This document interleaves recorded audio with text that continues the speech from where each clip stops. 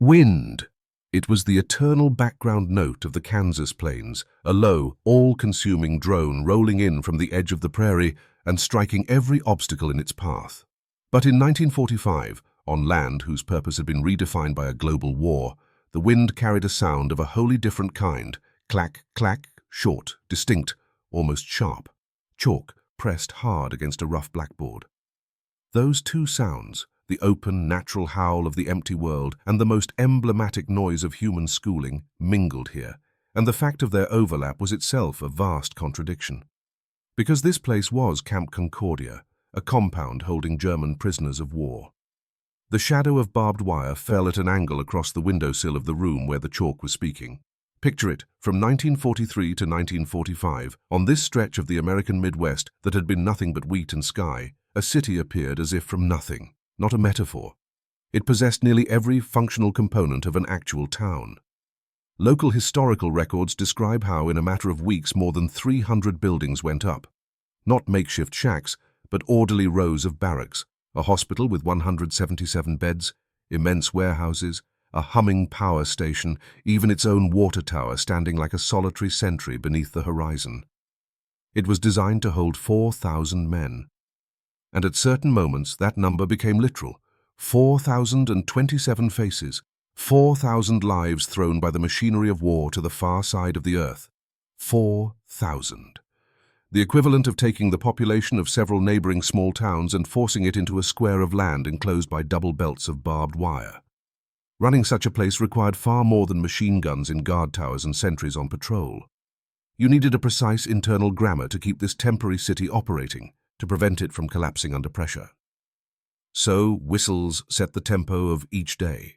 Wake up, formation, roll call. The mess hall filled with the smell of stew and the clash of metal trays. Work details, watched by guards, marched out to nearby fields or shops.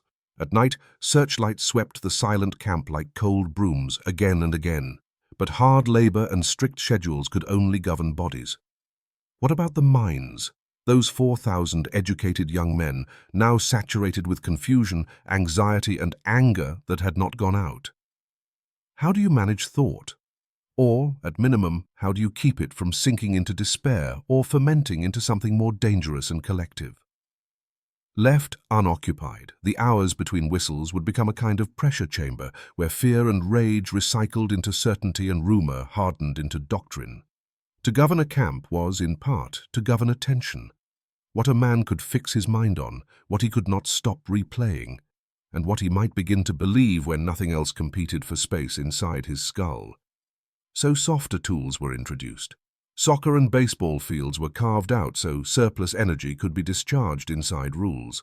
A small library was established, even though every book had first been inspected by censors. The Red Cross delivered instruments, and the camp filled with the sound of a band practicing, not quite competent yet. Prisoners could even earn a kind of internal camp scrip through their labor and exchange it for a few cigarettes, some candy, or an extra bar of soap. These were calculated safety valves. And among all these stabilizing measures, the most unusual, the most structured, and therefore the most revealing was education. The word sounded so civilized, almost incompatible with the wire and uniforms around it. But it did not appear out of thin air.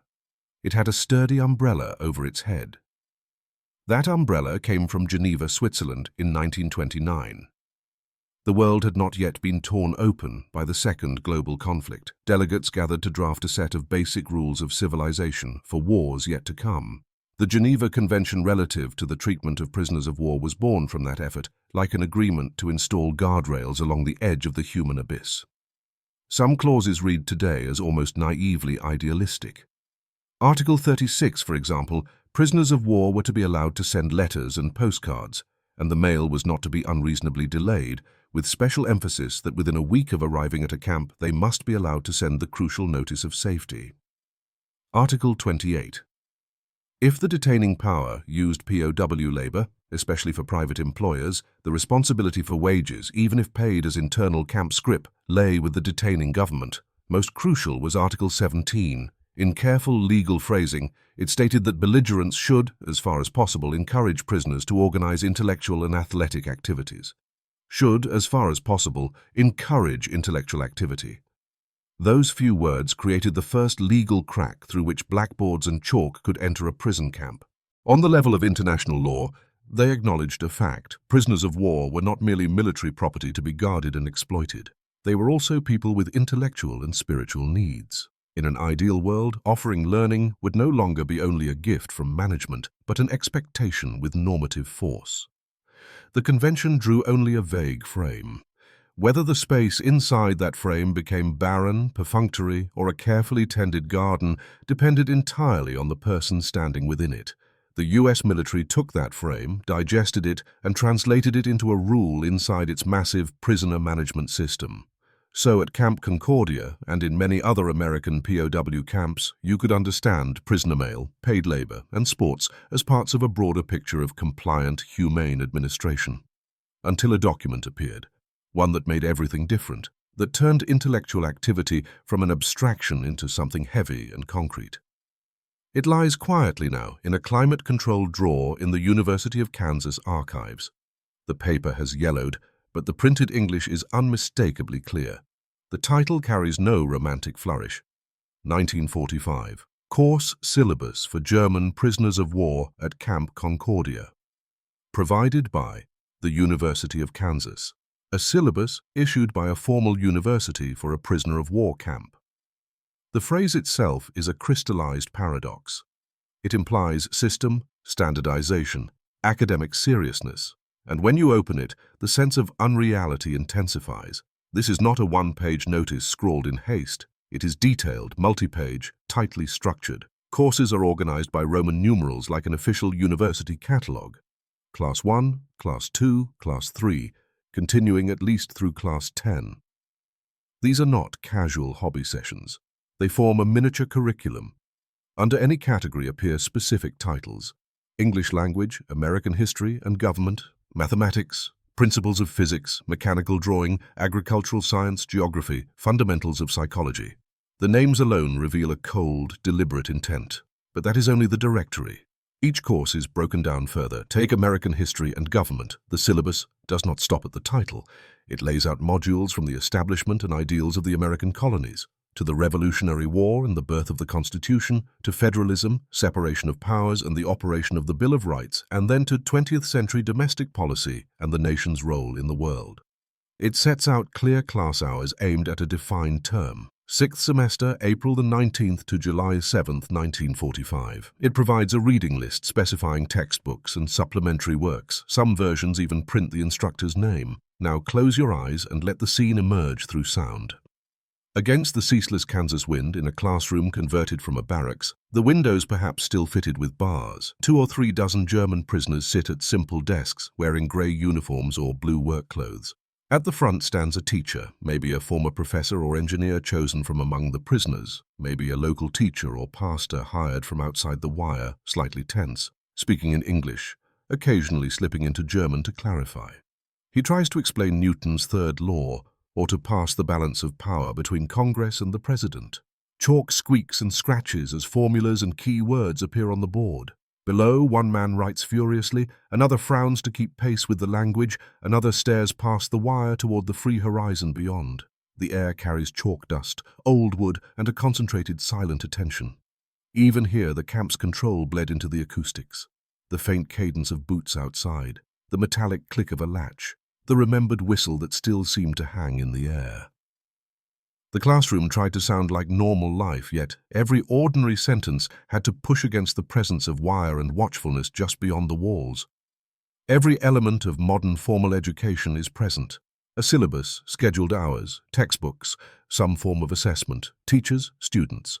The only discordant, decisive backdrop is the reality outside the classroom: wire guards and the absolute fact of enemy status. So formal, so detailed, designed with university-level expertise. This clearly went beyond a simple management logic of keeping prisoners busy so they would not cause trouble. It looked more like a standardized, replicable component inside a larger plan. The heart of that plan was not on the Kansas prairie, but more than 2,000 kilometers away in Washington, D.C., deep in the archives of monumental stone buildings. In the US, National Archives sits a body of records numbered RG 389, belonging to the Provost Marshal General System, specifically handling prisoner of war affairs. Within this bureaucratic branching grew an office with a striking name: the Prisoner of War Division, Special Projects Branch. The labels on the Special Projects files are concise and unsentimental. Two of them echo the syllabus in our hands. Training. Records for German prisoner of war schools, 1943 to 1946, and Special Project Files, 1943 to 1946, with index.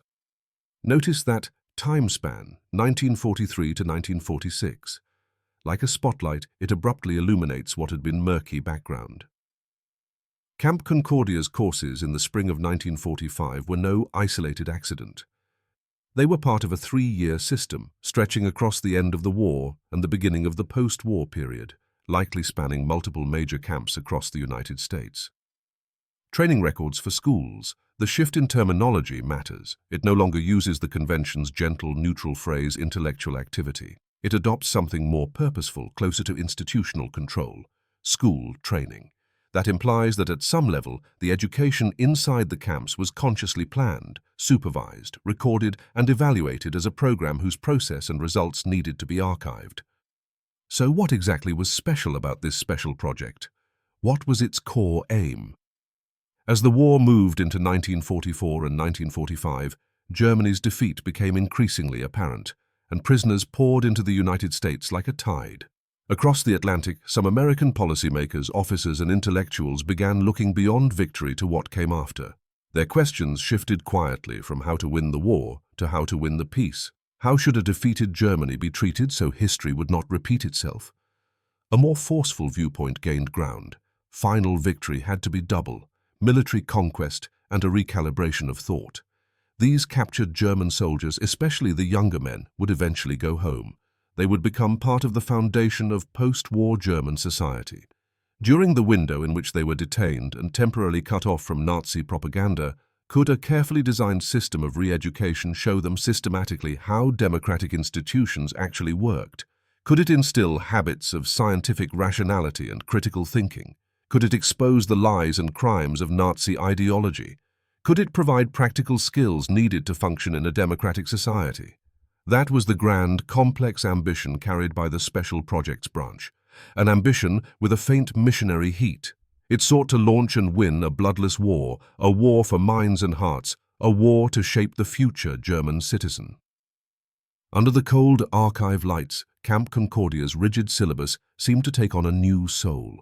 It was no longer merely a teaching plan. It was a clear imprint left on the Kansas plains by a national machine of ideological recalibration. The emphasis on American history and political institutions, the introduction of Western scientific method and humanistic thought, the training in English as a global language, each element pointed beyond knowledge itself toward a deeper purpose: to loosen, clear, and attempt to rebuild the prisoners' cognitive frameworks. The blueprint was grand, the logic was clean. But when that timetable, carrying Washington's sweeping narrative, was distributed inside the wire and placed into the hands of actual people, individuals with wounds, pride, homesickness, and deep mistrust, what happened then? How would this silent battle for the mind unfold amid sweat, longing, and collective suppression? How would the prisoners, forced into the role of students, respond? And when the bell of sudden war's end rang out, what sharp turn of fate would meet all that effort and calculation?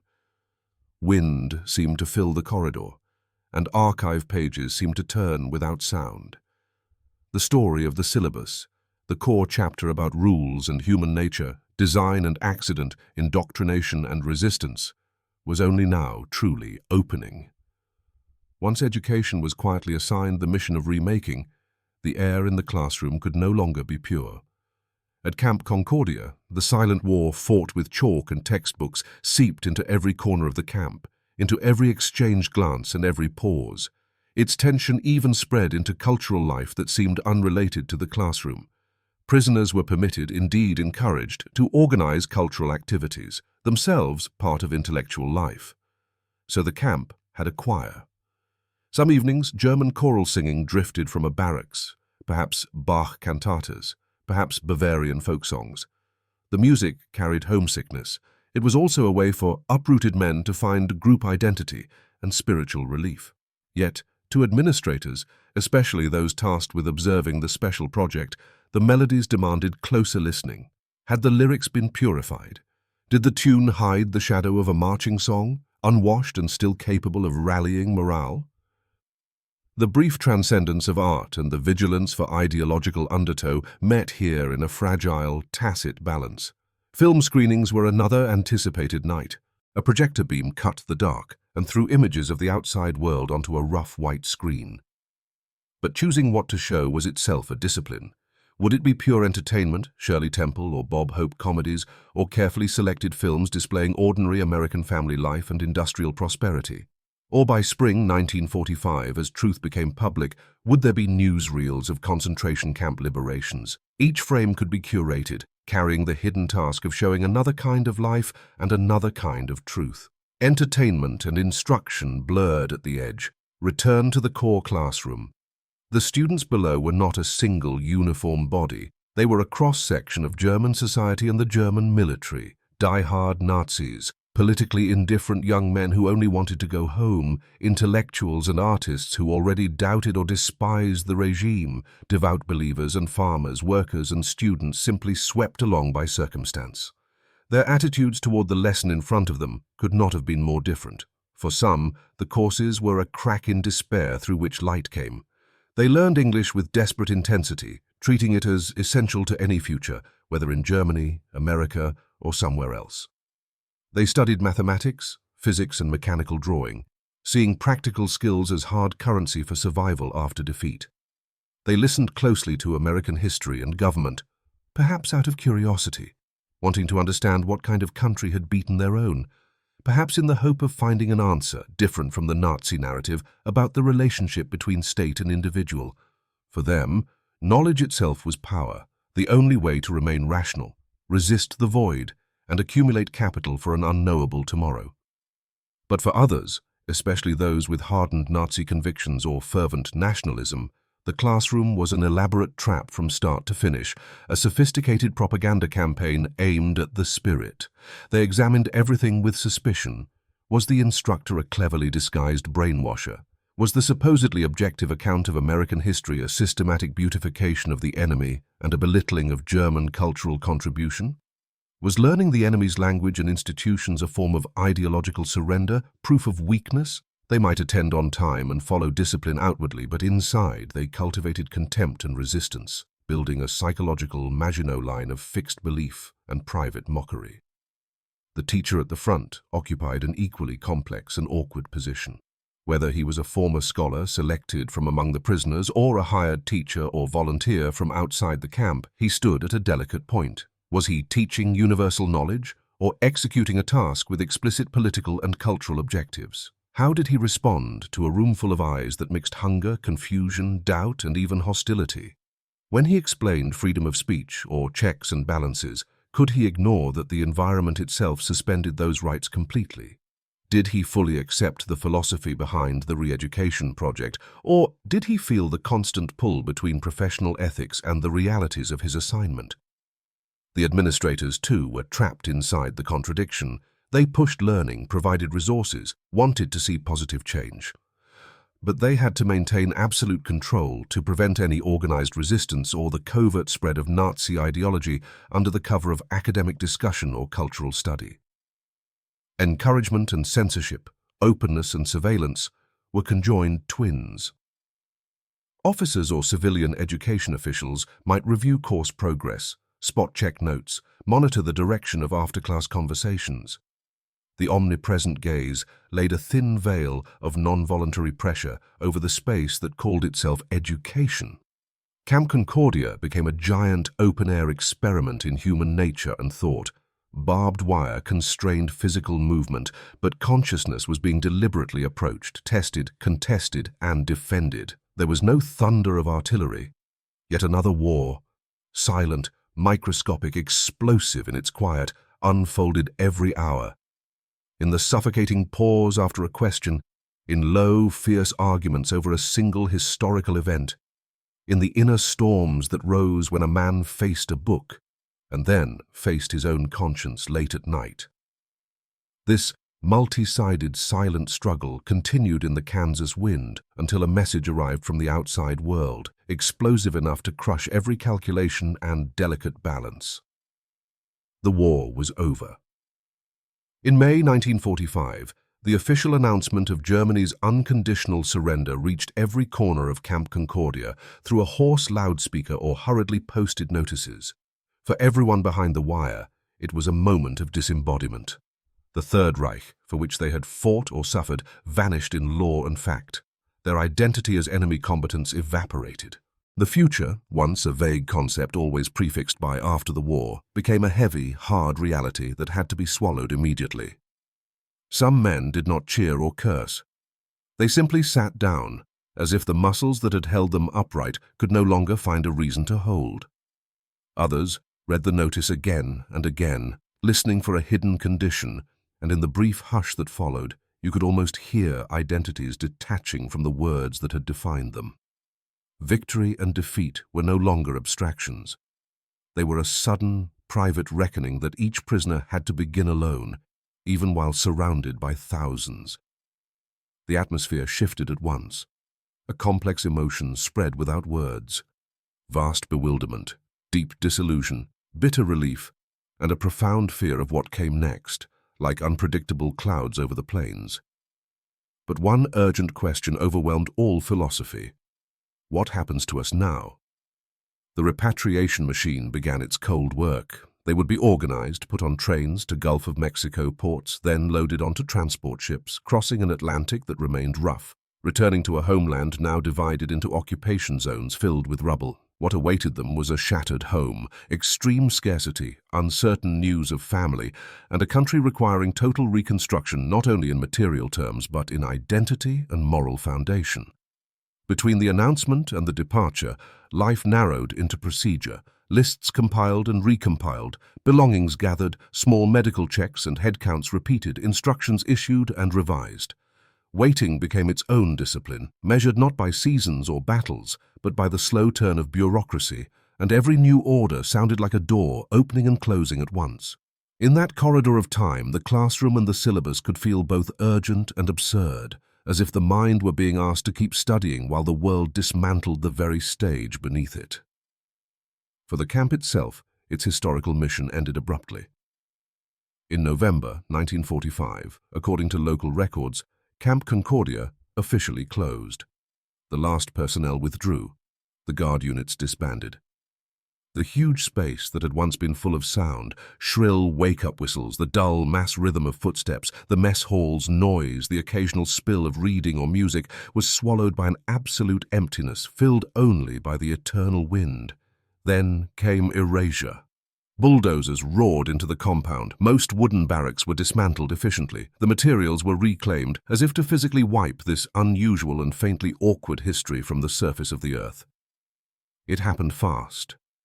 In a short time, the miniature city that had held more than 4,000 people disappeared completely from the northern Kansas horizon. Only a few brick and stone remnants, the water tower, chimney foundations, faint road lines and building outlines in tall grass, remained. Like pale scars the ground refused to heal, proof that another world had once existed here, briefly and unmistakably real. The wire was rolled up and hauled away. The guard towers were flattened. The wind still ran across the open prairie, but it could no longer mingle with chalk and with the voices that had argued in German or English, creating that strange, tense duet. The physical camp vanished. The courses ended.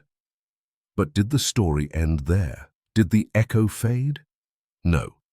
On the contrary. Some things endured stubbornly in different forms. The most concrete and central artifact was the syllabus itself.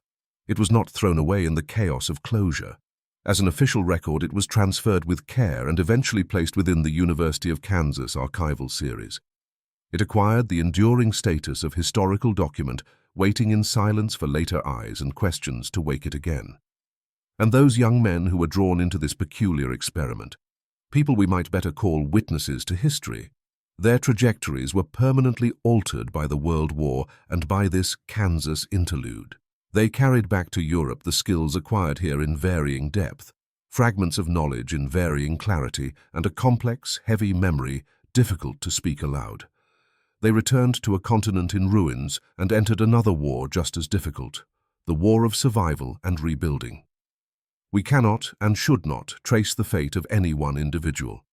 That is private territory deserving respect under the flood of history. But we can make a plausible inference. The man who learned fluent English through relentless study in the camp might, after the war, have found work as a translator, coordinator, or liaison for occupation authorities, relief organizations, or early international trade networks, becoming an accidental capillary connecting two worlds that had sworn to destroy each other. The man who mastered mechanical drawing or agricultural science likely became a technician, engineer, or agronomist during West Germany's later economic miracle, using mind and hands to participate in concrete ways in a nation's material rebirth. The stubborn man who scoffed at American democracy might, after years of rebuilding, local involvement, or thinking about his children's education, suddenly recall a line about judicial independence or power needing restraint, and feel a small, involuntary tremor of doubt he would rather not admit. More importantly, they shared the experience of the prisoner of war university, a rare 20th century social experiment saturated with paradox. Whether they accepted it, used it, endured it, or resisted it, the experience itself was like an alien seed forcibly embedded in the course of a life. It might not bloom immediately, but it sat there, changing the soil. At minimum, for many of the witnesses, it made one fact visceral. In the enemy's world, there existed a complete, different cognitive system, a different social logic, a different scale of value. That experience alone was a powerful kind of re-education. It did not guarantee conversion, but it almost certainly planted the seed of comparison and opened another window of imagination, leaving a record of possibility that could not be fully erased. In the land around Camp Concordia, memory was not fully weathered away. The local community gradually recognized that this unique history was an inseparable chapter of the prairie's own biography. Near the remaining water tower and other traces, a small museum and memorial garden were built. It displayed faded photographs, detailed camp models, handicrafts made from tin cans and scrapwood, a few surviving textbooks or notes. Tours always mentioned the camp's unusual classroom. Historians, school groups, and perhaps even distant descendants of prisoners would come and stand beneath a sky so wide it seemed nothing had ever happened here, trying to sense the complex echo this ground once held. Scholars retreated into the archives under the cold lights of research, dissecting every phrase of the syllabus and tracing threads through the massive files of the Special Projects branch. They tried to answer more abstract, more difficult questions. To what extent did the vast re-education program achieve its macro-level aims? In statistical or sociological terms, was it a success? What did it leave behind about the nature and distortion of education, the boundaries and efficacy of propaganda, the paradox of thought under constraint, and the lasting ethical dilemma of cultural intervention? Year after year, the wind still swept the plains. Now it moved through endless golden wheat, automated irrigation equipment, and the silent plaques in the memorial garden that require text to be understood. And the 1945 syllabus still lies in its archival drawer.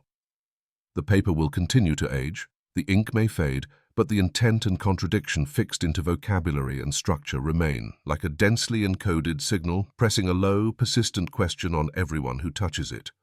In a system built on orders and forms, preservation can be as automatic as obedience. Papers are stamped, filed, transferred, and refiled long after the people who touched them have moved on. That institutional momentum is one reason the syllabus survived the bulldozers, turning a tool of management into an artifact that could be judged by later generations. It is no longer asking in the spring of 1945 what subjects a group of German prisoners studied in Kansas. It is asking, what is education ultimately for?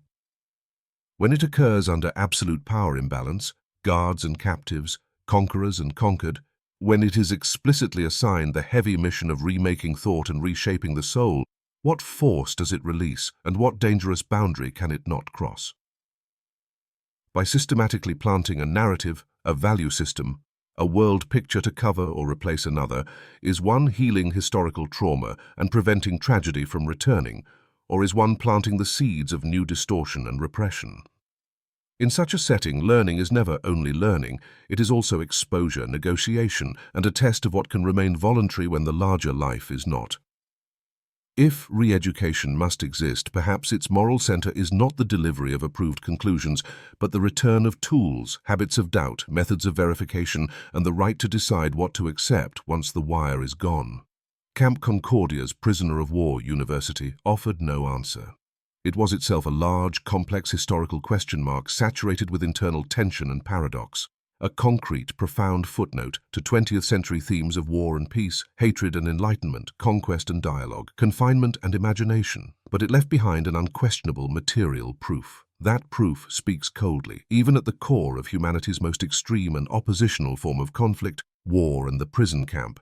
The belief that ideas can shape people, that minds must be contested, that the future can be seeded in advance, whether born of idealism, strategic calculation, or a mixture of both, will still seek institutional expression and practice in a form that is complex and even self-contradictory. Even when that practice remains entwined, from beginning to end, with human concern and political intention, a civilizing mission and power's sense of superiority, sincere hope and precise calculation, motives never fully pure. The sound of chalk against a blackboard is, in the end, not the sound of a rifle bolt. It represents an attempt even in the least likely, least free, most hostile crack of circumstance, to carve out a small temporary space for information to pass, for dialogue across contexts, for thinking together. The attempt itself implies a potential recognition that reaches beyond immediate hostility, that some form of communication is possible, that minds can change, that understanding can be negotiated. Barbed wire can confine the radius of the body. What the syllabus sought to touch and influence was the territory of cognition, and once that territory has been lit by alien questions, by a different spectrum of knowledge, even if only by a brief and faint beam, even if only by a forced moment of thought, it can never fully return to its original, unexamined, single, absolutely sealed night. That, perhaps, is the deepest and most enduring resonance the 1945 Camp Concordia course syllabus can raise in our own world nearly 80 years later, a world still crowded with divisions, oppositions, and narrative wars in countless forms. It is no longer only a list of classes, a historical curiosity. It is an enduring metaphor about the blurred but fatal boundary between war and peace, about the resilience of thought when the body is confined, and about the stubborn, fragile, complex hope in human beings who, even in the most absurd and difficult extremity, still refuse to give up completely on the attempt to understand the other and to reshape the self through education and through being educated. The wind does not stop, singing a wordless song across heaven and earth, and the after-sound of history, along with the unanswered questions it poses, still circles over the open land, echoing through our continuing reflections on our own condition, on the dilemmas of civilization, and on the choices of the future, never falling silent.